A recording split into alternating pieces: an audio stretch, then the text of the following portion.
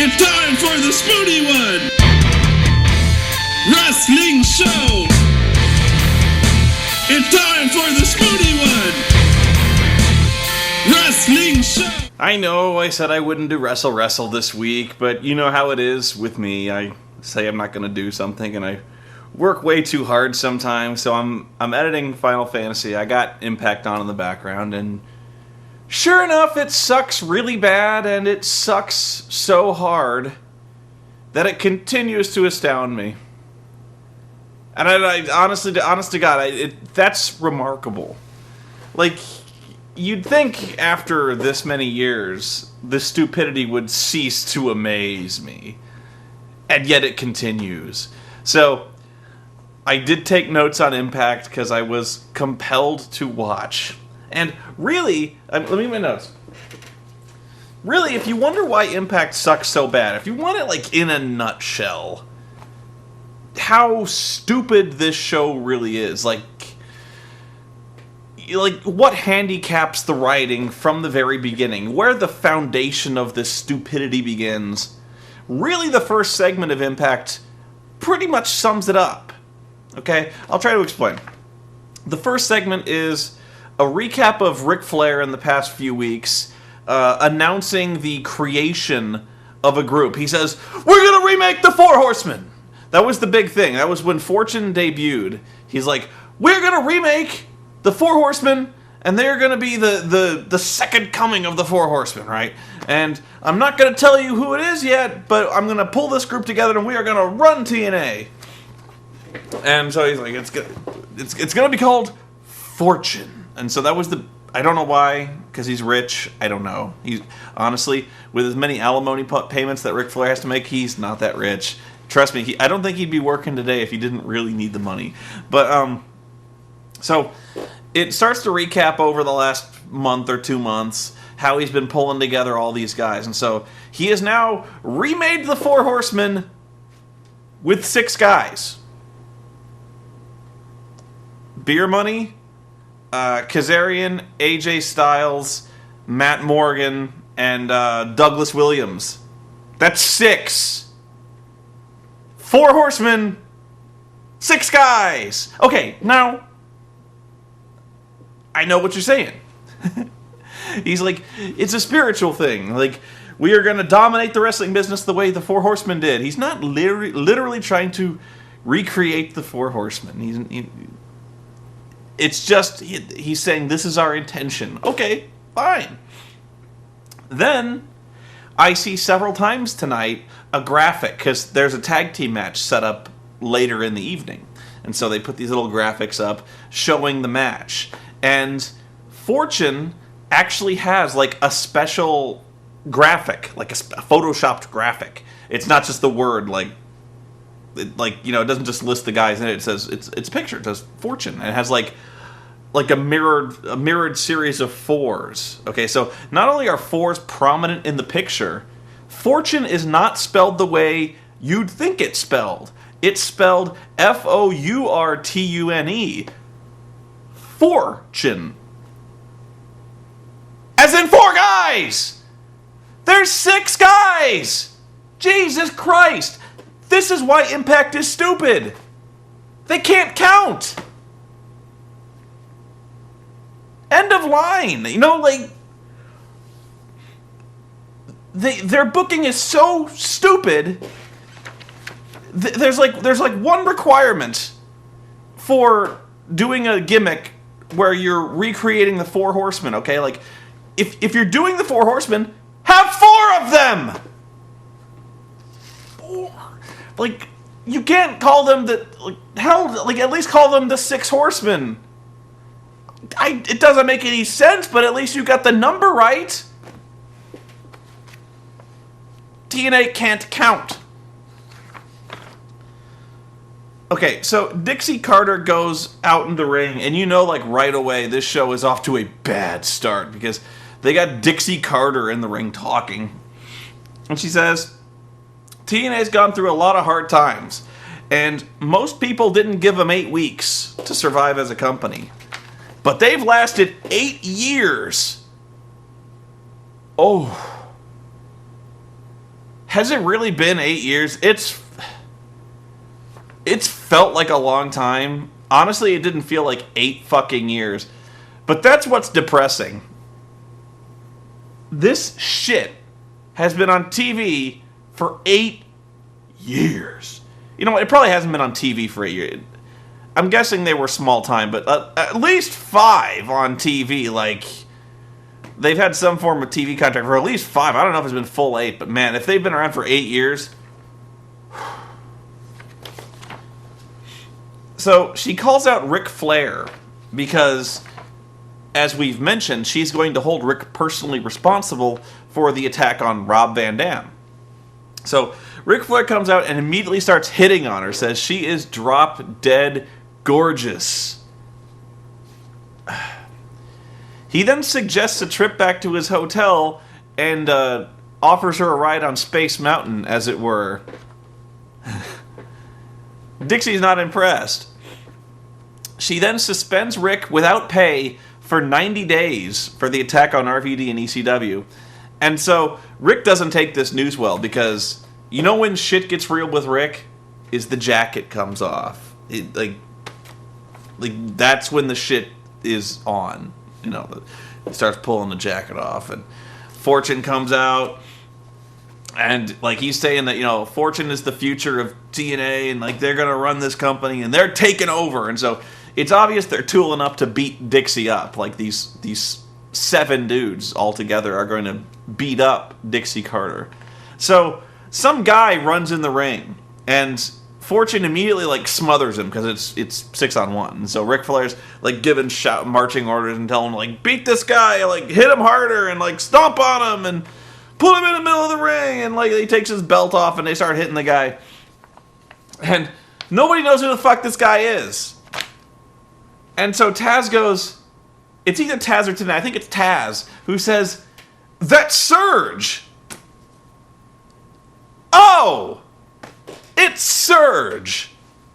Who the fuck is Surge? And he goes like, it's Dixie's husband, Surge. Dixie's married? To a guy named Surge? When? How long has he been here? What the... He's...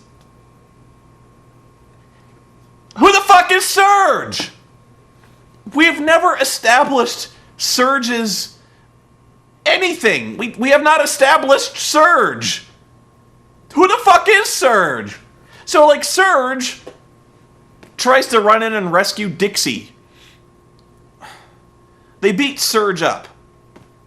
And we never even see this guy's face. Like, we don't see Surge. So we still have not really established Surge. They drag Surge away.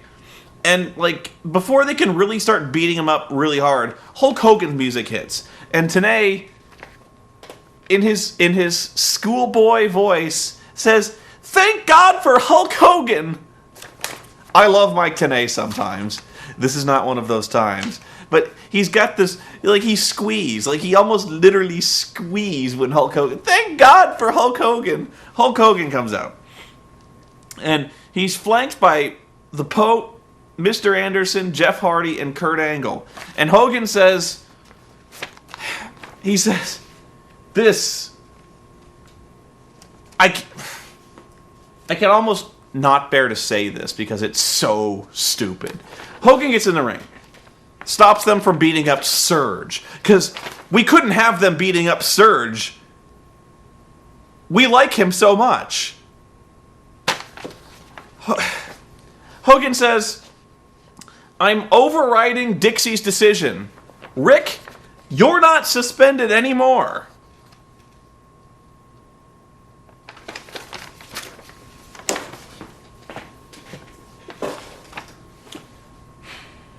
Since fucking when does Hulk Hogan override Dixie? Okay, he starts babbling some bullshit about how, like, every time Hulk Hogan comes out, he starts off the speech by saying, "You know something, brother? When I joined this company, I made a deal with Dixie Carter to run this company the best way we could possibly do it, to stay true to the Hulkamaniacs, to stay true to wrestling, and to do the best thing for the business, brother. And like every single paragraph that Hulk Hogan starts off with those almost exact words, like I made a deal with Dixie Carter, dude. So he starts off by saying that. So he's like, I made a deal with Dixie Carter, brother, that we were going to run this business 50-50. So therefore, I'm overriding Dixie's decision, and Rick is reinstated.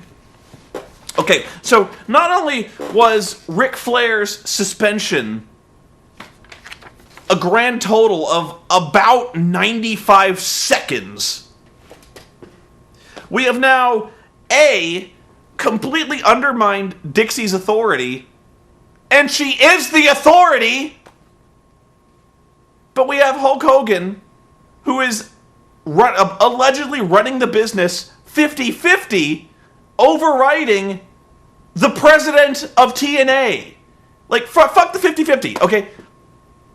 Hulk Hogan apparently outranks the president of TNA. A person whose office, by definition, cannot be overridden. 50-50. 50 does not override 50. 50 equals 50. 50 cancels 50. 50 minus 50 is 0. There's no overriding. This shit is stupid. Although this part made me laugh. Hogan says that his team is the real TNA, okay? And this horrifies Rick. He's like, no! My team is TNA! Woo! My team is the future of TNA! Woo! And so, like, he starts, like, Rick, when Rick starts going off, Rick is fucking raving. Like, he starts talking about how his team is, he's like, our team is TNA, and we're taking this business over! And Hogan says, you're taking this business over, brother? And Rick's like, that's right! We're taking this business over! Only not tonight!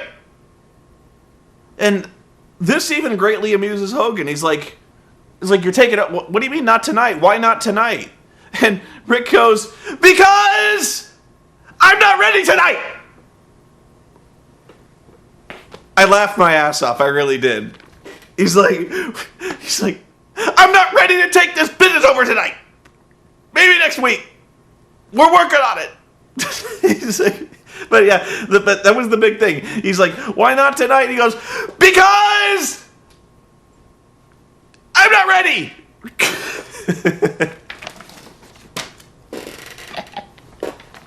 Rick, man, I love you. I love you, Rick. He had no reason. He was like, why not? He's like, I don't know. I don't wanna. Rick, dude. Rick. That had to be non-scripted. That was like... It's like, why do you ask me questions? Shut up, Hulk Hogan. Damn you.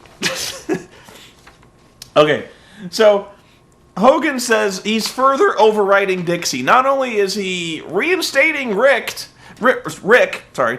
he's setting up an 8-man tag match between Fortune, which has 6 guys, but only 4 of them are competing because Beer Money has a match later on. They have a separate match. Beer Money. So there are actually 4 members in Fortune now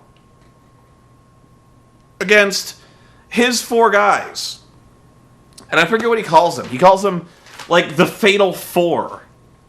And the show's title, I still don't know why they title the episodes. Like, when it starts off, there's a title. The title of this episode was Hogan's Cavalry. Hogan's Cavalry. Clearly missing out on the opportunity to call them Hogan's Heroes. Come on! So he's like, the 4 guys who are in the TNA World Title Tournament are going to be the 4 guys who are going to face Sixgen tonight. 4 members of Sixgen. I'm going to call them Sixgen from now on. Because, Fortune. Angle, they cut to... Oh, I'm sorry. Fortune starts to retreat up the stairs because they start to fight, and Fortune runs away. EV 2.0 comes out, all wearing these lousy new shirts that say, super hardcore on the back or some shit. And naturally, since actual wrestling has broken out, they panic and cut to commercial. Because we can't have wrestling. This is the talking time on total nonstop action wrestling. We have to talk for a long time. So, after commercial, we come back for more talking. Angle's backstage with the other 3 tournament semifinalists and says, they're all chasing the world title. Hell, he's put his whole career and life on the line to do it. But tonight it's bigger than that. Because tonight we have to rip off the Nexus angle. Because tonight, this is about TNA. This is about saving TNA.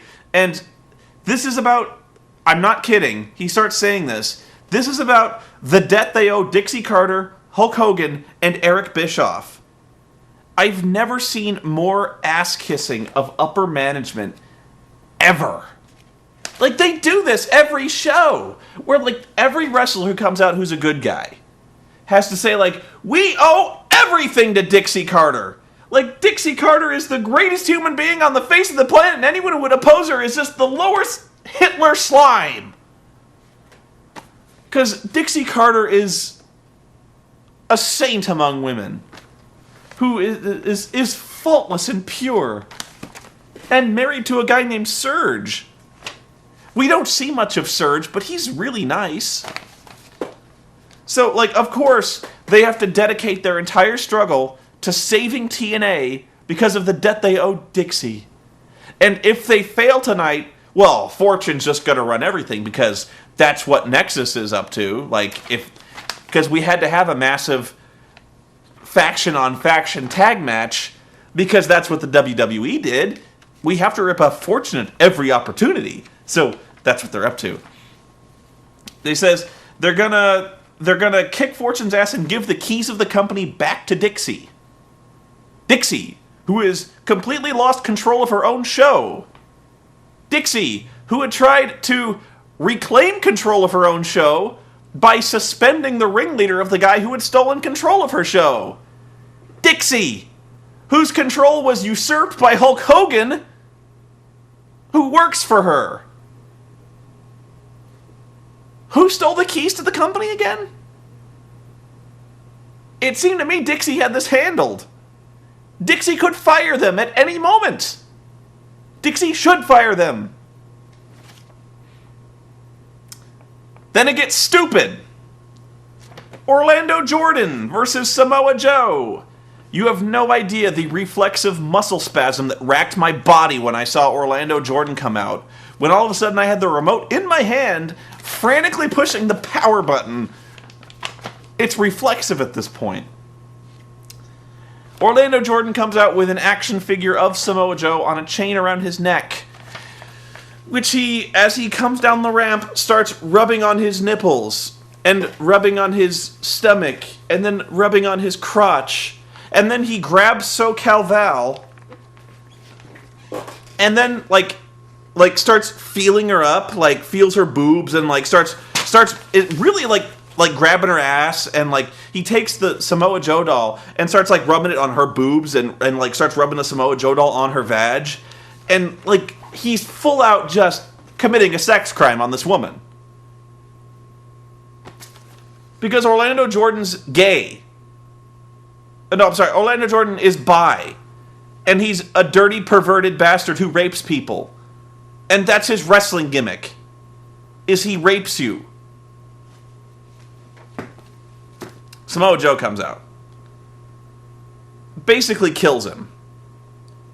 But that doesn't stop Orlando Jordan from backing Joe into the corner and basically, like, rubbing his ass against Joe's crotch and setting him up for a 10-punch in the corner, but stopping the 10-punch to grab his Samoa Joe doll and performing fellatio on it. Because gay and bisexual people act like that. They molest people for no reason, and they perform fellatio on anything remotely phallic.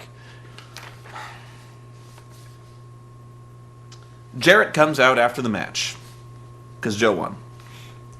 And immediately, my dread, every time I think I could not possibly dread this segment anymore, then Jeff Jarrett comes out. Because this means this is the time in the show when Jeff Jarrett, Kevin Nash, and Sting start arguing about smoke and mirrors and politics and WCW. This is where it starts again. Jarrett says he handpicked Joe from the indie scene because he knew he was the best in the world. He says he wants Joe in his corner tonight when he fights Kevin Nash. Oh, didn't we tell you about that? Well, he is fighting Kevin Nash tonight. He says that Sting and Kev are trying to build... Sorry. He says that Sting and Kevin Nash are trying to break down everything Joe and Jeff have been trying to build up. That they're trying to rip out the heart and soul of TNA and spit in the faces of all the fans. How are they planning to do that again? Seriously, what is Kevin Nash's master plan here? What is... I have honestly forgotten. Like, what is this huge, dire threat to the heart and soul of wrestling itself that Sting and Kevin Nash represent? I'm like, honest question. What? What are they gonna do? What would they possibly do if Jeff Jarrett dropped off the face of the earth today and no longer opposed them? What would happen? I don't know. Nobody knows.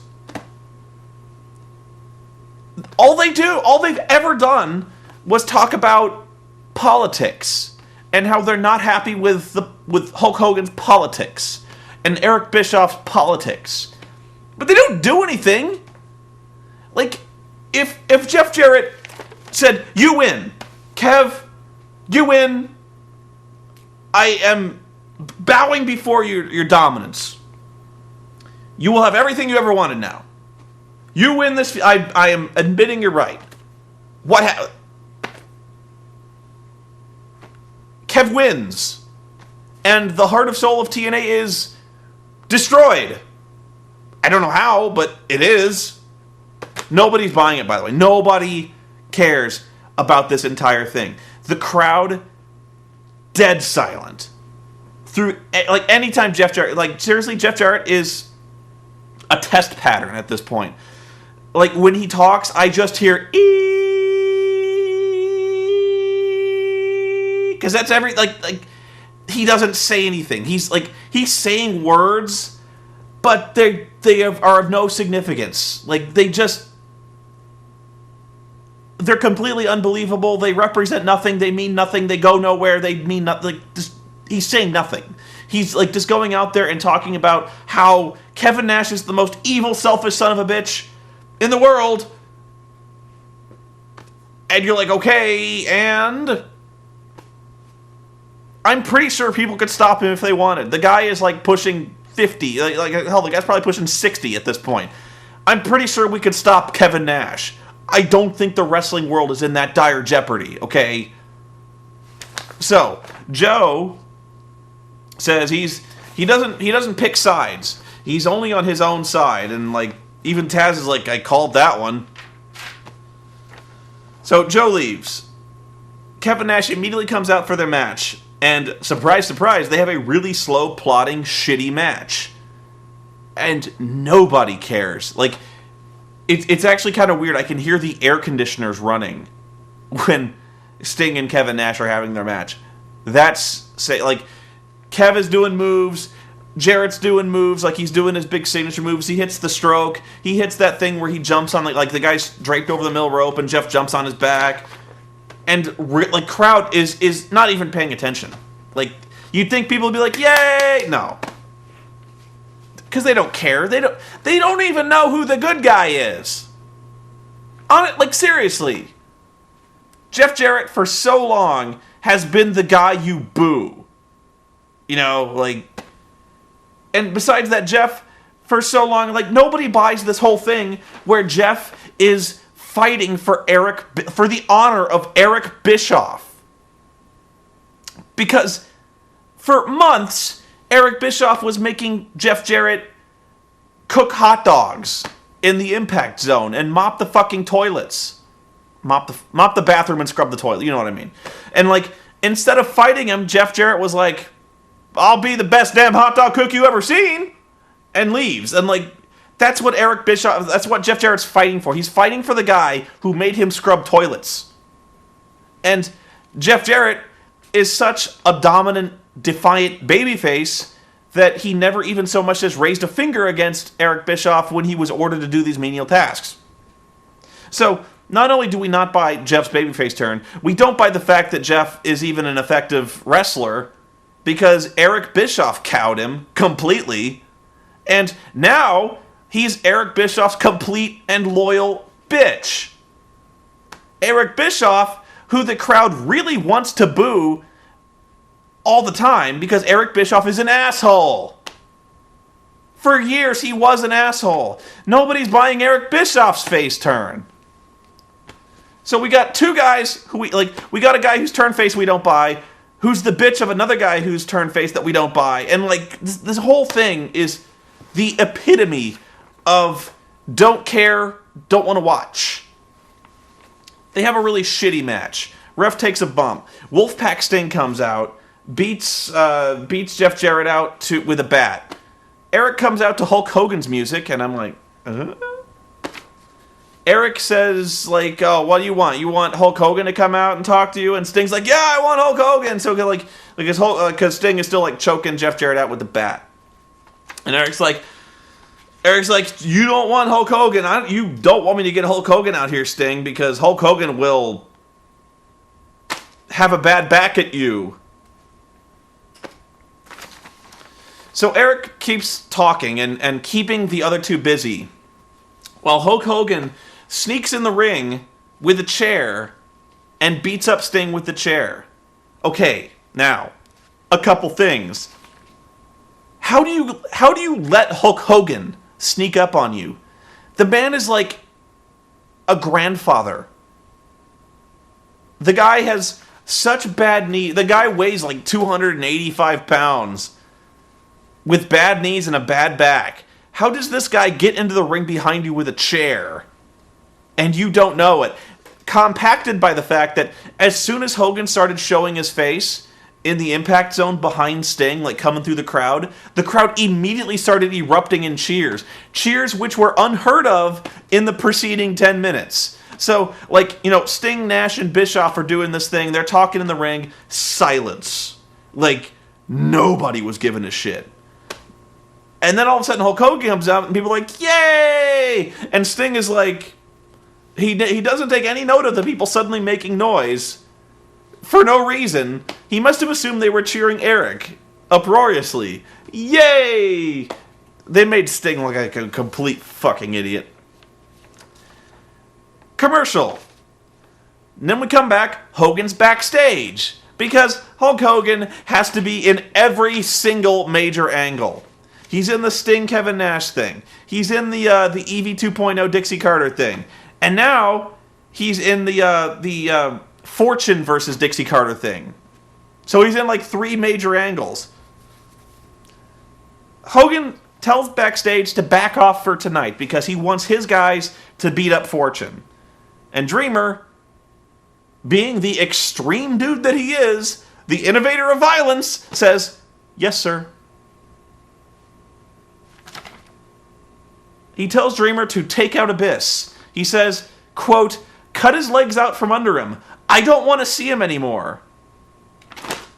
Did Hulk Hogan just put a hit out on Abyss? He just told them to kill Abyss. Beer Money versus the FBI. The FBI did not get a single offensive move in. Over the course of the next 4 minutes, Beer Money completely kicked the shit out of Guido and Tony Mamaluke and made them humble. Embarrassingly bad match. And a complete and total dominant crush of, it wasn't even close. Not one, I don't even think they got a punch in. Guido tried a small package one time and barely got a 2 count. That was it. That was the flurry of offense. Okay, and so I wrote, this is the best ECW can offer. These are probably the second and third best wrestlers in the entire group. I'm trying to think of who else even, the best wrestler in EV2, probably Stevie Richards, Rhino, and Sabu. Okay, so, these are basically the only tag team they have, okay? and FBI got crushed. And afterwards, not only were they beaten, after the match, Rude kills Guido with a beer bottle and Storm super kicks Tony Mamaluke, like, just dead. Dreamer's backstage, frustrated because Hulk Hogan told them not to interfere. And he says, Hulk's given them marching orders to, quote, bring him Abyss's head on a stick. Stevie Richards takes up the banner, and he starts getting really fired up, and he starts screaming like the Ultimate Warrior that he's going to get it done. He's like, yeah! Yeah! Let's go kill Abyss! Yeah! Like, out of his fucking mind. I've never seen Stevie Richards, like, freak out like that, you know? Hang on. So, like, the extreme wrestlers now, I keep coming back. I know I repeat myself when it comes to this, but this is ECW now. This is the extreme version 2. These are the hardcore veterans, the hardcore legends who are taking orders from Hulk Hogan. Like, Hulk Hogan says jump, and they, like, not only say how high, they say, yes, sir, was there anything else you'd like us to do? So Hulk Hogan says, take out Abyss, and they're like, okay. Now, they probably wanted to beat up Abyss anyway. But the fact that, like, the antithesis of ECW, Hulk Hogan, is basically the leader of ECW now. Or even worse, the innovator of violence, the leader of ECW, is Hulk Hogan's bitch. Like, is Hulk Hogan's sidekick. That's what ECW has become. Anytime people stick up for hardcore justice and the ECW reunion, they're like, oh, it's nostalgia, it's fun, it's nice having these guys back. Do you see what they've become? Okay. Velvet Sky and the Pirate Whore come out. And they basically, Angelina Love admits she made mistakes, and they say, like, she really wants her to rekindle her friendship with Velvet Sky. And they're like, all right.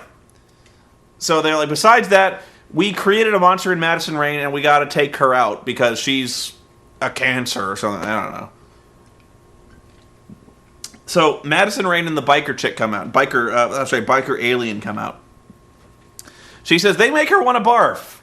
And they can expect a copyright infringement lawsuit for coming out to her music and referring to themselves as the beautiful people. She says, she's the only beautiful person here. And unlike them, she's all natural. Not like those two, quote, other silicon whores. Silicon whores. Whatever. Silicone whores. Silicone. Yeah, that's what it is.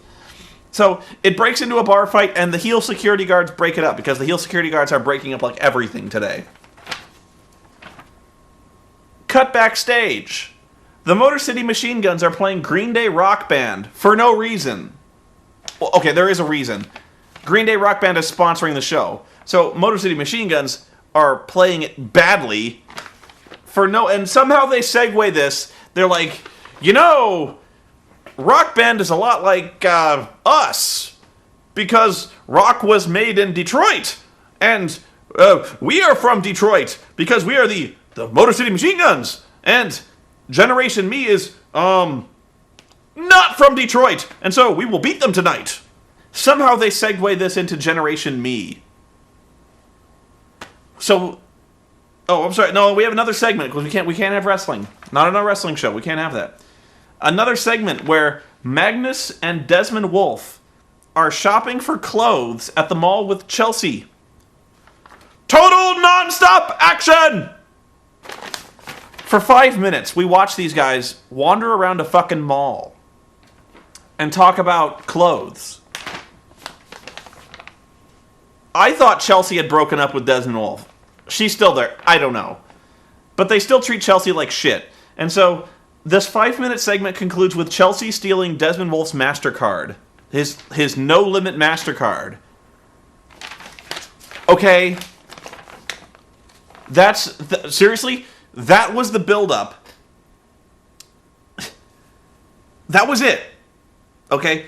At No Surrender, it's the Motor City Machine Guns, pardon me, against London Brawling. That's what Magnus and Desmond Wolf are calling themselves. London Brawl. Actually, that's not bad. I'll give you that one. Pardon me. So, if you wanted to know what the build-up for your pay-per-view tag team title match is, it was Desmond and Magnus at a mall. Not wrestling.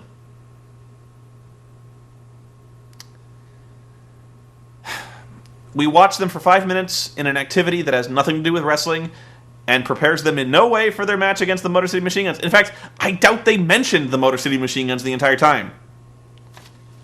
They put over the credit card more than they put over anyone in that whole fucking show, that segment.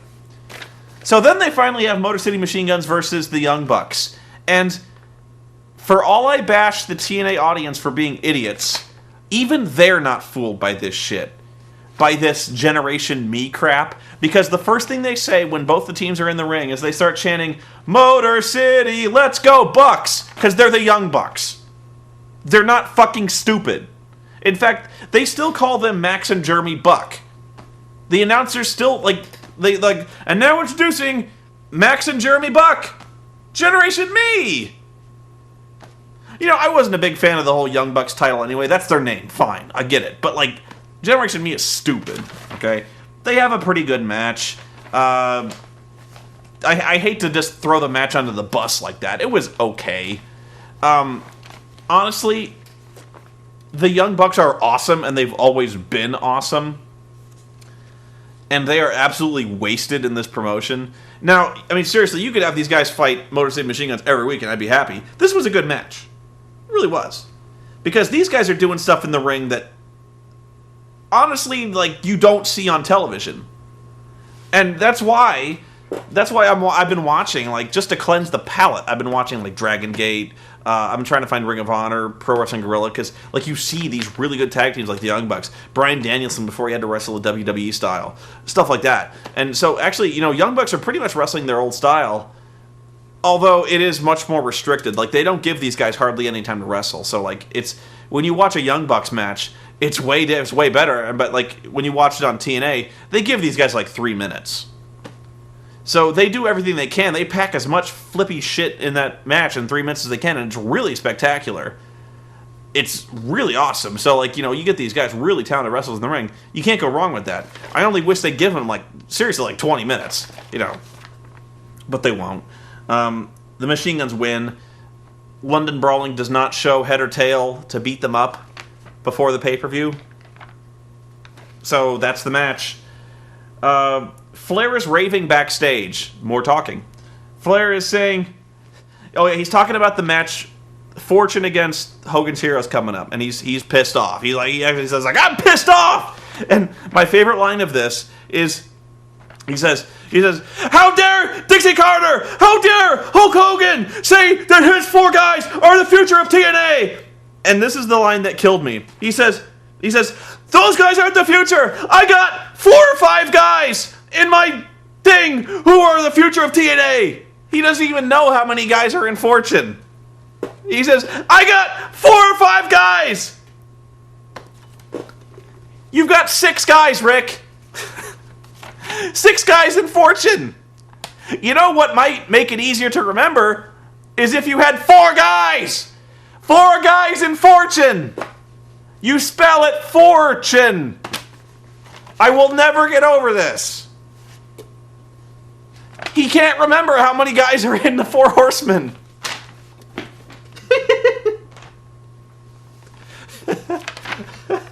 He can't remember.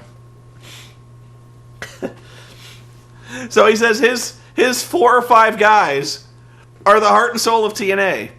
Sting comes up from behind him and chokes Ric Flair out with a baseball bat and says they've got their own Sting says he's got his own problems with Hulk, Eric, and Dixie, but when they're done with them, Sting's coming for Ric Flair. Remember this, okay? This is going to come back and sooner than you think. So they run down the list of matches for No Surrender. AJ Styles versus Tommy Dreamer in an I Quit match. When did we get to that point? The world title semifinals, Pope versus Anderson, Angle versus Hardy. London Brawling versus Machine Guns, and that's pretty much it. They cut backstage to Stevie Richards kicking Abyss's ass in the parking lot. But it doesn't last long. Abyss eventually beats him up for, this goes on for seriously 10 minutes. Just really bad wrestling where they throw each other into dumpsters. They throw each other into, stacked up tables. They throw each other into trailers. They throw each other into outhouses. And then it just really goes back and forth like that, where one guy's punching on the other guy, all of a sudden the guy rakes the eyes, throw into a dumpster, and then the other guy starts hitting on the guy, noogies him, and then that guy's like, and rakes him in the eyes and throws him into a trailer. And if you think it's tedious the way I'm describing it, that's exactly how it plays out in the show. So Abyss starts to get the better of it. He gets Janice out, the board with the nails in it, and he's like, I'm gonna beat you up with this board, Stevie. And Stevie's like, screw you. And so Abyss swings the stick, misses Stevie, and snaps the board, snaps the top quarter off the board. Remember this, because it's going to come back to bite you again later. Commercial. Come back. Rhino's in the ring. Rhino starts screaming that he wants to fight Abyss now. And, hey, Abyss comes out and obliges him. And Abyss comes out with a brand new board with nails in it. Apparently Abyss has backups. Or he repaired, Janice, good as new, but it kills me. This is what they must tape these segments out of order, because I don't think they were expecting him to break the board in the parking lot, because it says to me that Abyss breaks his board and goes, shit. Then he goes to his car, gets a new one, and comes back. Classy TNA. That's good. I like that. So Abyss comes out with the board, and I'm not even sure how he loses the board. I honestly don't remember what happens. He somehow, does not hit Rhino with the board. But, Rhino starts kicking him. This guy is honestly the worst guy I've ever seen swinging a length of wood in my life. You wouldn't think it'd be that hard to hit a man with a 4-foot length of wood, but Abyss has problems. So, Rhino kicks his ass and gores him near the Spanish announce table. I didn't even know Impact had a Spanish announce table. But they do. I'd almost love to hear it. I'd love to hear what Hector Guerrero and the other guy have to say that could compete with Taz and Tenay. We go backstage. Again. AJ is now pissed off. He's got all of Fortune, all 5 other guys of Fortune behind him, and he's raving about how he made the company and he made Dixie, and he'll destroy them if he has to. And the whole time, Ric Flair is behind the whole group, smiling like nothing is wrong. He's like, this is AJ, this is my boy right here, woo! 10 minutes ago, Sting just choked Ric Flair to unconsciousness with a baseball bat. Continuity. It's things like this that make you wonder. He just looks awfully chipper for a guy who got assaulted with a baseball bat not 10 minutes ago. I would be upset. He seems perfectly happy. And by the way, where was Fortune when Ric Flair was getting beat up with a baseball bat? Ric Flair showed up for your promos. Fortune versus Hogan's Heroes. This is an okay match. It's a clusterfuck, though. It's 8 guys in the ring, and they basically all do they all do the same thing when you got 8 guys in the ring, where they do this big marathon of everyone hitting their finishers. Angle hits the angle slam on Kazarian. Yeah, he angle slams Kazarian. Pope steals the blind tag and steals the pin. And Angle's got a problem with that. Fortune beats the hell out of him because all 6 guys come out and they start beating up the guys. And then ECW makes the save. Yes, ECW comes out after Tommy explicitly promised Hogan that he wouldn't interfere. It's continuity like this that just makes you shake your head, It's just very simple things, not being able to count to 4. It's very simple things like a guy promising that he won't do a thing, and then he does a thing. I will not come out during this match, and then he comes out during the match, and you're like, that didn't make sense. No, it didn't. Why did he come out? I don't know. It's like having your manager suspend somebody and then having a subordinate override the superior and say that that person is not suspended. I don't know. Like it's kind of funny how it doesn't even take weeks for them to contradict themselves. It's immediate. Like, they will say a fact, they will say something and establish a ground rule, and then 5 minutes later break that rule. You know, like, it's just stuff like that. Or Abyss breaking a board, then 5 minutes later, after not even a commercial break later, he's got a new stick. So he's got spares. I don't know. He must have like a golf bag full of these things. I did not watch Reaction. I saw the first... Reaction is so stupid. I saw a little bit of it, where they're still fighting around, like, they're Fortune and ECW are fighting, and, you know, Dreamer's pairing off with Angle because they have an I Quit match for some reason. I don't know. And so Mike Tenay starts... Mike Tenay has been keeping this... He wants to get this off his chest the entire show. He's like, I'm gonna... You know what? Ric Flair is way out of line here. Ric Flair should have been suspended. And what Ric Flair did to Dixie Carter and Surge, he goes, well, that was bullshit. And he says that. He says, that was bullshit. And they bleep out the word bullshit, but he says bullshit. And then I'm like, oh shit, this is real. We're shooting now. Mike Tenay called this bullshit. This company's got problems. Serious, glaring, hopeless problems. They need help. They need to just stop. The damage they are doing to the wrestling business. Honest to God, like, I would almost like to flowchart this or document it or like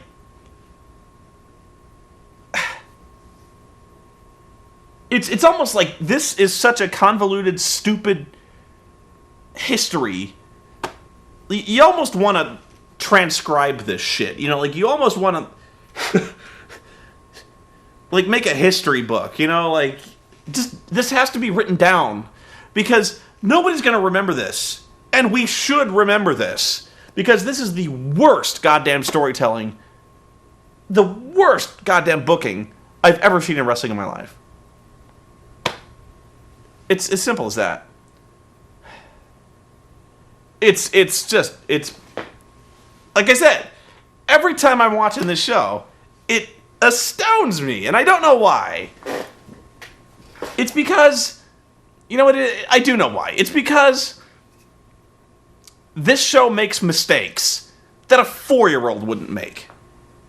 You know, a 4-year-old could pick out the flaws in your reasoning.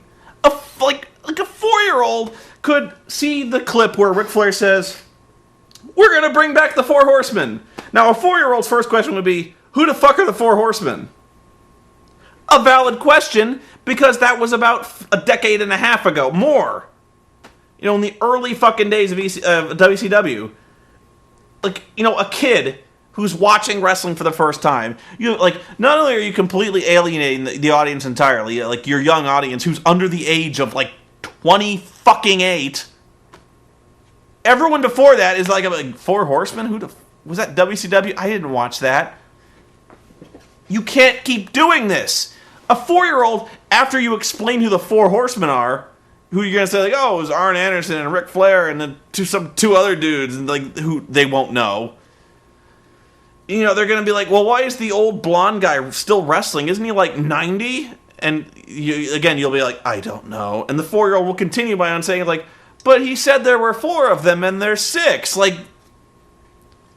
a 4-year-old would at least pick 4 wrestlers. He wouldn't be like, I'm going to choose 6. Like, geez.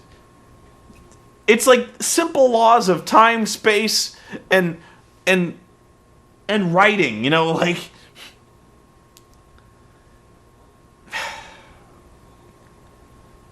I'm done. I'm so done, man. Like it's good I get this off my chest. This show is for me.